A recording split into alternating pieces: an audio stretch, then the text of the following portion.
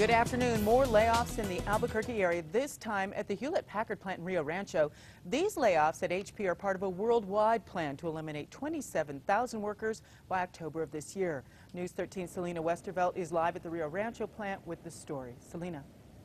Deanna, we're told that the layoffs started here this morning, and a worker who was let go told us 15 people were laid off in his department alone. Now, Hewlett-Packard would not tell us how many people will be let go from the Rio Rancho plant, but right now the parking lot looks pretty quiet, but workers say inside there's a different story. The plant opened in June of 2009, getting an estimated $39 million in tax incentives from the state. HP is second to Intel as Rio Rancho's largest private employer. As of March, it employed 1,500 people at this facility. Now, the company recently announced it was combining its PC and printing businesses in an effort to save money. And in May, HP announced a huge drop in revenues that would have to cut 8% of its workforce worldwide.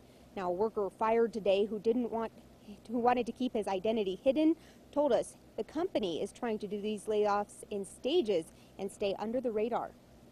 And they're doing this in dribs and drabs and small amounts, and they're not escorting people to the curb with boxes in their arms because they want to be able to stay under the radar, and they offer us packages that we can continue to look for a job internally for the next couple of weeks.